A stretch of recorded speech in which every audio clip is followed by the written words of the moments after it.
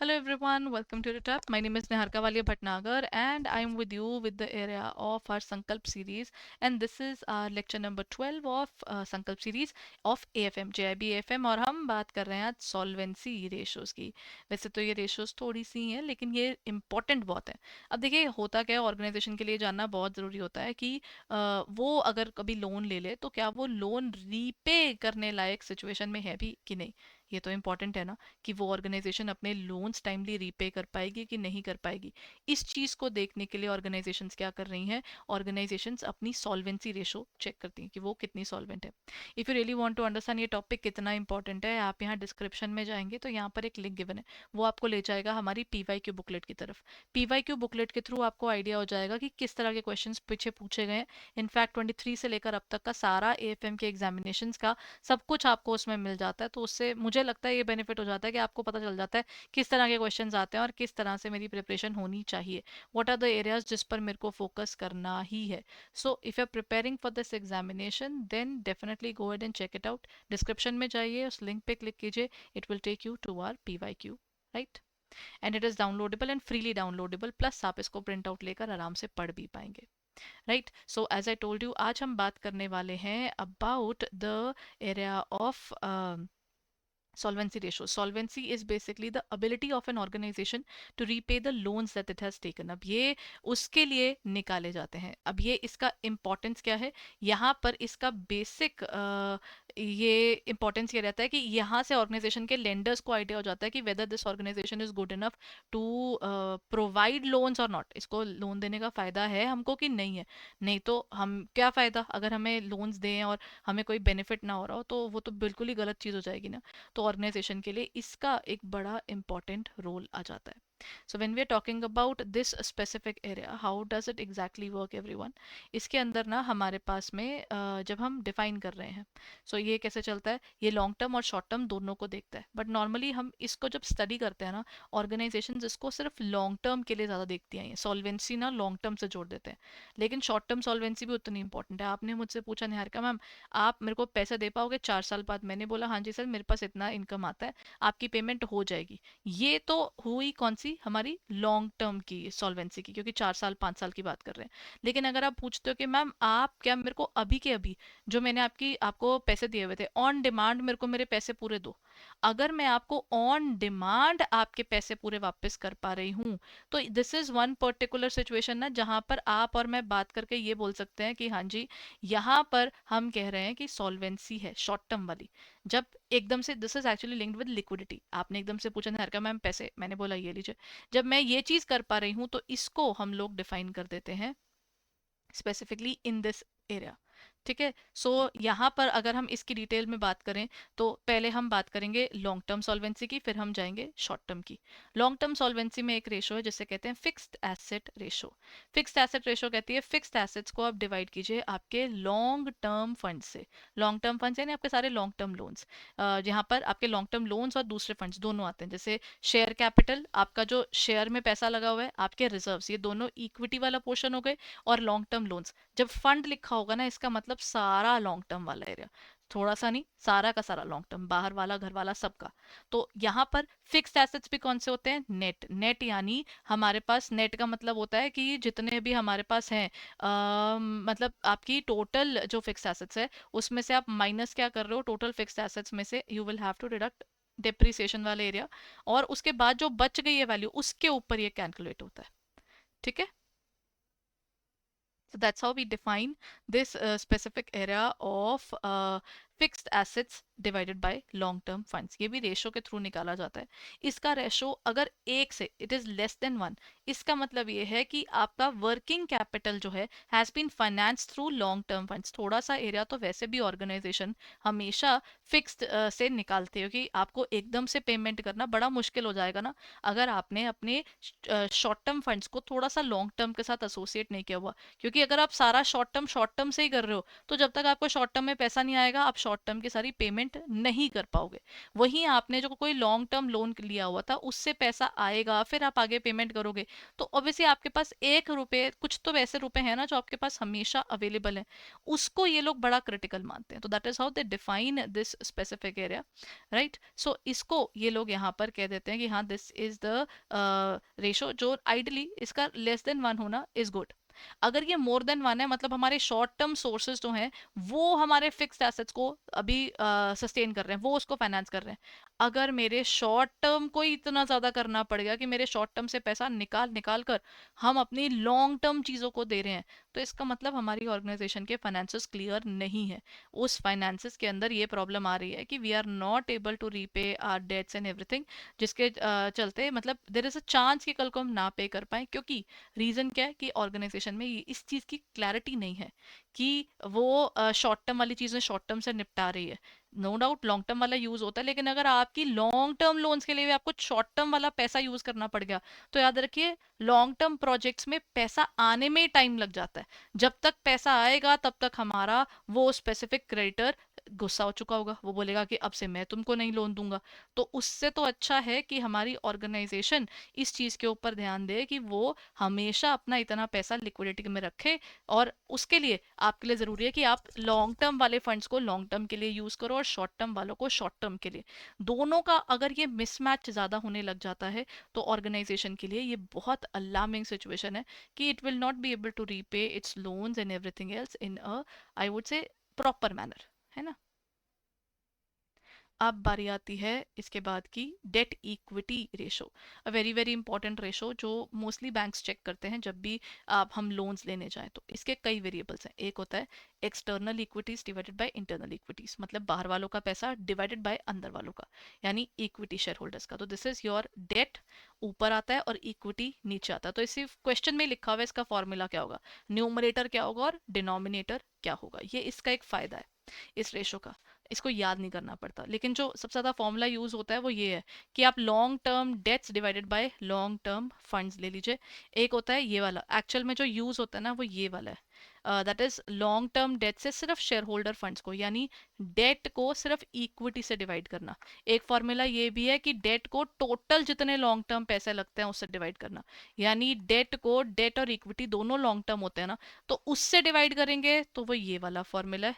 अगर आप सिर्फ डेट को सिर्फ इक्विटी से डिवाइड करेंगे तो ये वाला फॉर्मूला है। This is how we calculate our debt equity ratio. इसमें हमारे पास क्या है, इसमें आउटसाइड लाइबिलिटीज लिखी जाती हैं और ये शेयर होल्डर के फंड्स यहाँ पर डिफाइन किए जाते हैं। ये टेंजिबल नेटवर्थ से लिंक्ड है। टेंजिबल नेटवर्थ यानी हमारी ऑर्गेनाइजेशन का वो हिस्सा जिसको ना आप क्या कर सकते हो, इट कैन बी टच्ड। ठीक है, अब ये टच्ड का मतलब होता है कि जो भी चीज़ हम छू सकते हैं ना उसको हम यहाँ पर कर देते हैं डिफाइन। ठीक है, अब हमारे पास आ जाता है इसकी सिग्निफिकेंस क्या है। आइडियल रेशो इसकी मार्केट में मानते हैं 2:1, क्योंकि 2:1 में ना आपको डेट का इंटरेस्ट का शील्ड मिल जाता है और हमारे टैक्सेशन में फिर हमें दिक्कत नहीं आती है, क्योंकि टैक्सेस हम टाइमली और इज्जत से पे कर पाएंगे इसके थ्रू।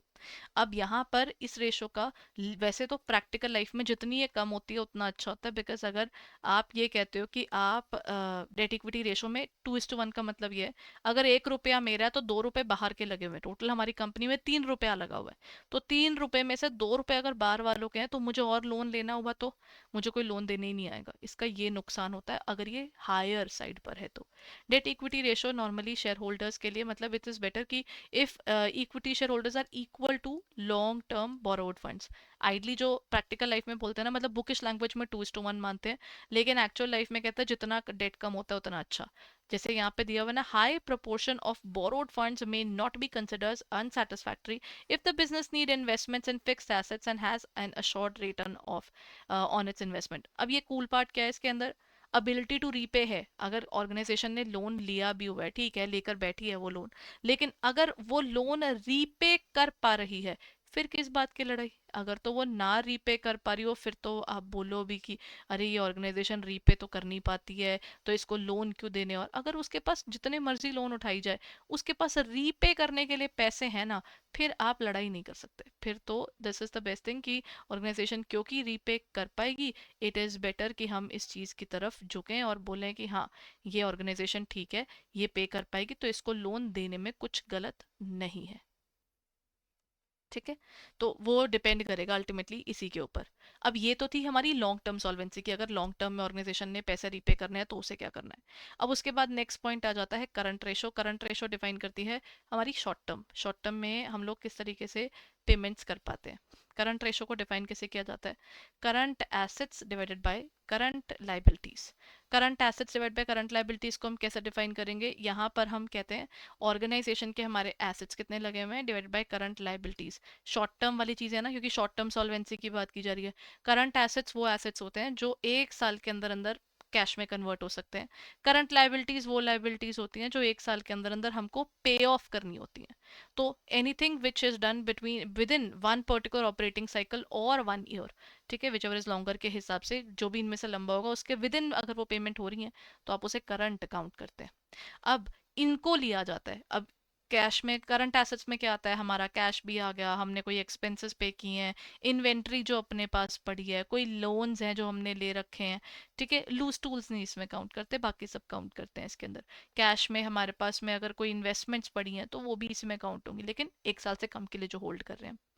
करंट लाइबिलिटीज कौन सी होती हैं, जैसे मेरे क्रेडिटर हो गए, बिल पेबल हो गए, कोई आउटस्टैंडिंग एक्सपेंसेस हैं, मैंने इंटरेस्ट वो करने हैं, कोई पेमेंट करनी है। टैक्सेस मेरे पेमेंट रहती है, टैक्सेस में भी इनकम टैक्स डिपार्टमेंट कौन सा छोड़ देता है, वो भी तो बोल देता है ना कि हाँ जी आपने पेमेंट करनी है जी। तो उस केस में भी ऑर्गेनाइजेशन के पास कोई ऑप्शन तो होती नहीं है कि आपको जल्द से जल्दी वो पेमेंट करनी ही करनी है। तो इसीलिए इस एरिया के अंदर वो लोग डिफाइन कर देते हैं कि ये आपकी करंट रेशो है। करंट रेशो का फॉर्मूला क्या होता है, आप करंट एसेट्स को करंट लाइबिलिटीज से डिवाइड करते हो। लिक्विडिटी रेशोज में दो ही रेशोज है और दोनों के अंदर करंट लाइबिलिटीज जो है वो डिनोमिनेटर में आता है। ये रेशो अगेन इसको बोलते 2:1 है, लेकिन प्रैक्टिकल लाइफ में ना आज जो बैंक्स कहते हैं वो 1.33:1 कहते हैं। इसका मतलब अगर आपको किसी भी टाइम पर sorry,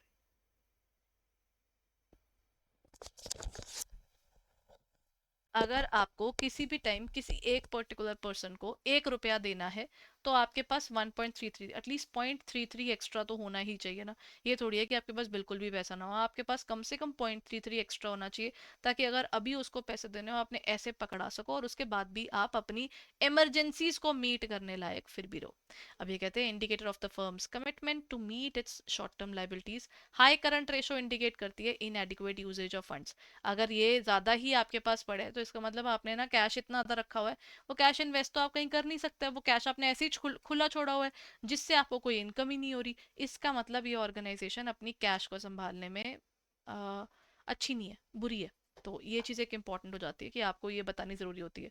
while a low ratio indicates problems and managing day to day expenses and servicing the short term liabilities. ये एक इंपॉर्टेंट रोल प्ले करता है कि वो ऑर्गेनाइजेशन अपने पास हमेशा पैसा रखे लेकिन बहुत ज़्यादा कैश ना रखे और बहुत कम भी कैश ना रखे, दोनों के बीच का रखे। Then comes liquidity ratio. यहाँ पर क्विक रेशो की अगर हम बात करते हैं, liquid assets divided by current liabilities, हमारे पास ये क्या कह देता है, ऑर्गेनाइजेशन के अंदर हमारे पास में लिक्विड एसेट्स कितने हैं और करंट लाइबिलिटीज कितनी है। They when they talk about liquid assets, ये वो एसेट्स हैं जो एक्सक्लूसिवली आपके हाईली लिक्विड है, अभी कोई बोले और मैं उसे क्विकली कन्वर्ट कर कर उसको दे सकूं, उसमें आपके सारे करंट एसेट्स नहीं आते। फॉर एग्जांपल इन्वेंट्री बिकने में जान लग जाती है, कई बार नहीं बिकती तो नहीं बिकती।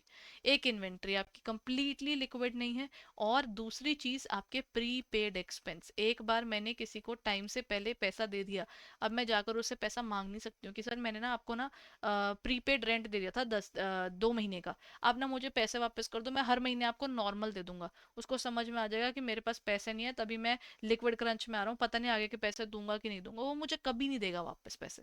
तो प्रीपेड एक्सपेंसेस भी एक बार किसी को दे दिए तो दे दिए। फॉर एग्जाम्पल अगर मैंने कोई प्रीपेड सिम ले लिया, अब मैं जाकर ये थोड़ी बोलूंगी कि सर मेरे को ना मैं पोस्ट पेड पे जाना चाहती हूँ, जो मैंने आपको प्रीपेड के हिसाब से पैसा दे दिया है वो आप एडजस्ट कर दो, ठीक है, आप मेरे को वो दे दो पैसे वापस, ताकि मैं अपना पैसा यूटिलाइज कहीं और कर सकूँ। वो बोलेगा नहीं, वो ना इसी में एडजस्ट हो जाएगा। अब इसका मतलब ये है वो एडजस्टमेंट टाइम के हिसाब से हो रही है। अगर आपने 3 महीने का दिया था तो 3 महीने उसमें एडजस्ट हो जाएंगे। तो लिक्विड एसेट्स हमारे वो हैं इमीडिएटली कन्वर्टेबल इनटू कैश होते हैं and other than inventory and prepaid expenses होते हैं। लिक्विड एसेट्स हमारे कौन से हुए? करंट एसेट्स में से प्रीपेड एक्सपेंस और इन्वेंट्री आपको दोनों माइनस करने होते हैं, दिस आर लिक्विड एसेट्स। और करंट लाइबिलिटीज वही हैं जो आपको विद इन 1 ईयर पे करनी होती हैं। विद इन 1 ईयर पे करने वाली हमारी कौन सी हुई? जैसे हमारे पास में लिक्विड एसेट्स में क्या क्या आता है? Liquid assets would include the area of liquid assets में खैर हमारे कैश, बैंक और आपके कोई मार्केटेबल सिक्योरिटी है, कोई भी आपके पास में इन्वेस्टमेंट्स हैं जो आप बड़ी जल्दी बेच सकते हो, शेयर्स होते हैं बेच देते हैं ना लोग एकदम से, उनको बेचने में कोई प्रॉब्लम नहीं आती, पैसे आ जाते हैं साथ साथ। करंट लाइबिलिटीज़ में हमारे क्रेडिटर्स आते हैं, बिल्स पेबल आते हैं, बिकॉज वो लोग बड़ी जल्दी पैसे मांगेंगे, कोई आउटस्टैंडिंग रेंट है, एक्सपेंसेस हैं, वो सारे आपके यहाँ आएंगे, because these people will not met for 1 year और more to get their money back. तब तक तो हो हल्ला हो चुका होगा कि अरे इन्होंने तो पैसे ही नहीं दिए, ये कंपनी में कुछ प्रॉब्लम है, तो कंपनी की क्रेडिबिलिटी बहुत जल्दी डूब जाएगी। देन इसका रेशो क्या होता है? ये शॉर्ट टर्म सॉल्वेंसी का बहुत अच्छा इंडिकेटर है। इसका कंपैरिजन अगर करें तो जो current ratio to quick ratio में indicate the inventory hold up, इन दोनों के कंपैरिजन से आपको मालूम चल जाता है हमारे पास में कितनी ज़्यादा इन्वेंट्री बीच में ब्लॉक हुई हुई है। वो इन्वेंट्री बहुत ज़्यादा ब्लॉक होना ऑर्गेनाइजेशन के लिए अच्छा नहीं होता, वो दिखाता है कि ऑर्गेनाइजेशन पैसे नहीं पे कर पाएगी। Now let's talk about this particular thing through this question.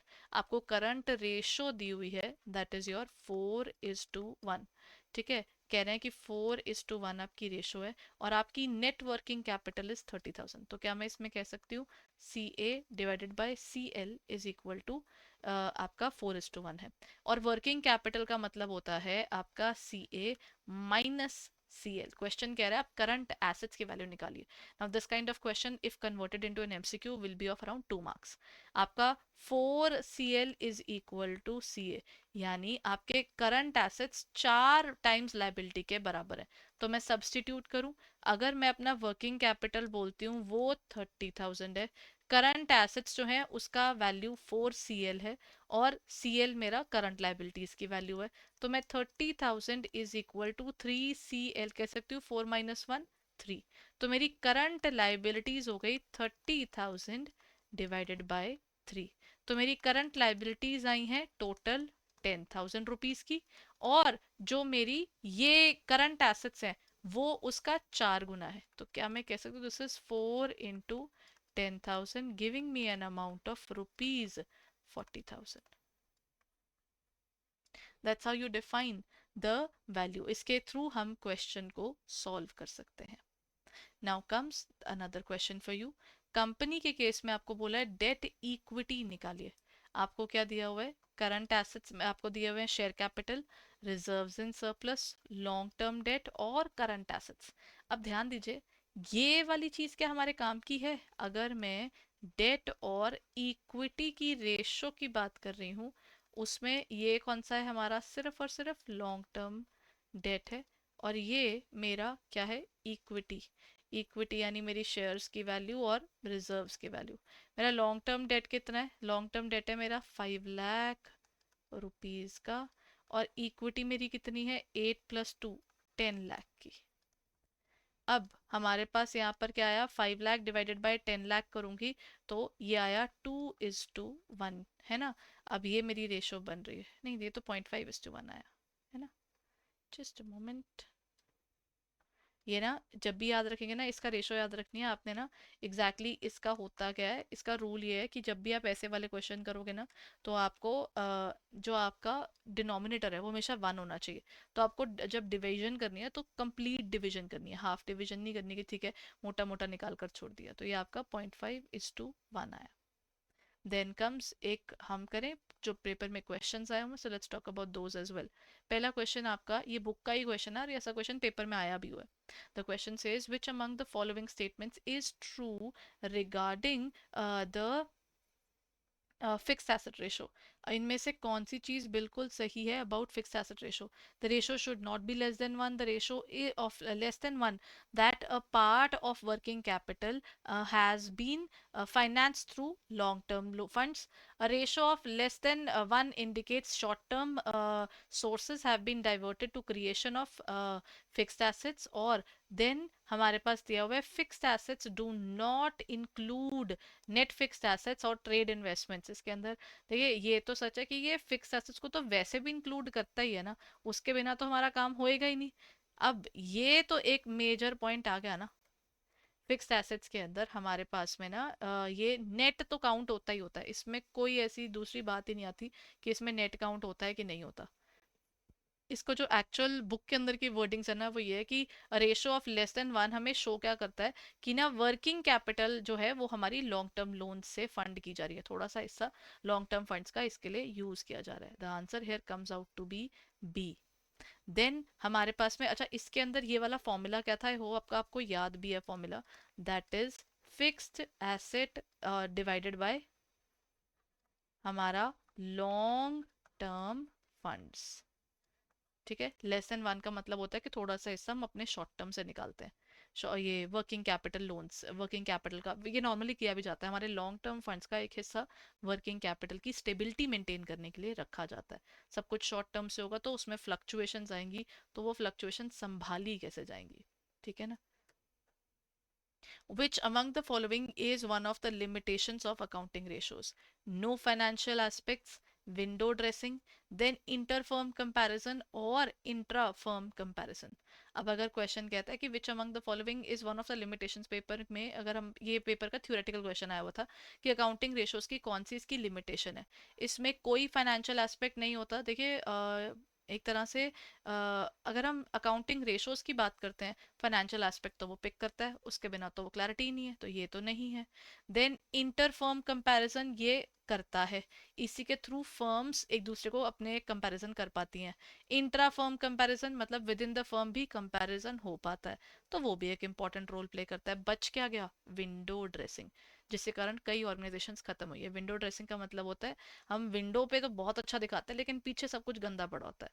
मतलब ऑर्गेनाइजेशन को जब आप ओपन अप करते हो तो वहां पर आपको सामने सामने सब कुछ दिखता है सही है, लेकिन पीछे मैनिपुलेशन हुई होती है। इन्होंने अपने सेल ज्यादा दिखाई होगी, इन्होंने अपनी इनकम ओवर दिखा रखी होगी, इसको ये डिफाइन करते हैं एज विंडो ड्रेसिंग। आपने विंडो पे बहुत क्लैरिटी रखी हुई है बट पीछे मैनिपुलेशंस बहुत सारी हैं, that is how they define the term window dressing for an organization. So it plays an important role as, अगर ये विंडो ड्रेसिंग ऑर्गेनाइजेशंस के अंदर ज्यादा होती है, ये किस चीज का सिंबल है? इसका मतलब है ऑर्गेनाइजेशन, देखिए ऑर्गेनाइजेशन ना मैनिपुलेट करती हैं आज के टाइम पर। जैसे सत्यम जो था वो इसी चक्कर में खत्म हुआ था बिकॉज उन्होंने उनकी जो एक्चुअल वैल्यूज थी, जैसे टर्नओवर थी 100, उन्होंने टर्नओवर दिखा दी 300। अगर कोई ऑर्गेनाइजेशन सोचिए अगर विंडो ड्रेसिंग करती है तो उसका होता क्या? मान लीजिए ऑर्गेनाइजेशन कोई भी ले सकते हैं हम, यहाँ पर ए थी, उसकी नॉर्मल सेल्स थी 100, उसने सेल्स दिखा दी 300। अब अगर 100 दिखाता तो टैक्स इसके अकॉर्डिंग पे दे करता और डिविडेंड भी इसके अकॉर्डिंग पे करता। अब उसने दिखा दिया 300, 200 रुपीज एक्स्ट्रा। अब उसके हिसाब से उसको टैक्स भी 300 के हिसाब से देना पड़ेगा और डिविडेंड भी 300 के हिसाब से देना पड़ेगा। अब इसका नुकसान ये होता है धीरे धीरे उसके पास उतना पैसा नहीं होता, वो टैक्सेशन और डिविडेंड देने के लिए भी कई बार ऑर्गेनाइजेशन के पास पैसे नहीं मिलते, जो उसके पास लोन आया होता है उससे ये चुका रहा होता है, उसका सारा ध्यान अपना झूठ कवर करने में चल जाता है rather than making money for the organization to reach that 300 level. वो एक बार इस डेट ट्रैप में फंस गया तो वो फंसा ही रहता है, बिकॉज आपको हर बार इनकम ज्यादा दिखानी भी है लेकिन आपके पास है भी नहीं और उसके हिसाब से आपको टैक्स भी देना है, तो वो ये विशियस सर्कल के अंदर फंस जाते हैं। तो विंडो ड्रेसिंग एक बहुत सीरियस प्रॉब्लम है जो ऑर्गेनाइजेशंस फेस करती हैं।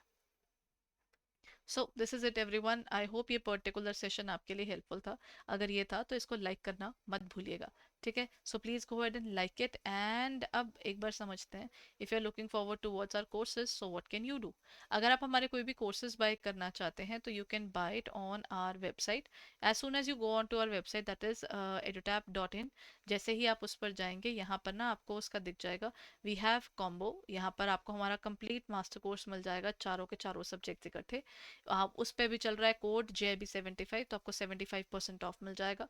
And if you are planning to take up our single courses अगर आपको वो चाहिए तो मास्टर कोर्स की इंडिविजुअल सब्जेक्ट्स भी आपके पास अवेलेबल है, और हमारा लाइव क्रैश कोर्स भी चल रहा है। लाइव क्रैश कोर्स और हमारे मास्टर कोर्स में फ़र्क ये है, मास्टर कोर्स रिकॉर्डेड है, जस्ट बिफोर द एग्जामिनेशन आपको लाइव मिल जाता है, और live crash course is complete live, और इसके अंदर आपको मिल जाते हैं कंसेप्चुअल नोट्स भी और PYQs भी, फुल लेंथ मॉक टेस्ट, और आपके पास में यूनिट वाइज टेस्ट भी मिल जाते हैं। ये सब आपको मिल जाता है इसके अंदर। So if you are purchasing the any of these courses, benefit ये है कि लाइव क्रैश कोर्स में 120 आवर्स में हम the most important areas as per the examination वो सारा लाइव में कवर करवा रहे हैं।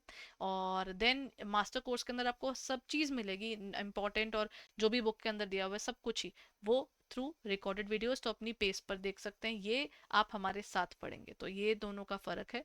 सो if you are purchasing the live crash course, तो वो उसमें भी कोड है JIB80, where you can get 80% off if you use that specific code. So if you are interested in purchasing our courses, then hurry up, prepare well for this examination, because आपकी preparation जितनी strong होगी उतना ही आप अच्छे से paper में कल को परफॉर्म कर पाएंगे, है ना, क्योंकि आपकी preparation is the base for your prep, for your examination ultimately. So अपनी तरफ से कंसेप्ट पर फोकस कीजिए ताकि आपकी पेपर के अंदर कंसेप्चुअल क्लैरिटी बहुत स्ट्रांग रहे। So prepare well everyone, thank you so much for being there. हम मिलते हैं अगले सेशन में। Bye bye and take care.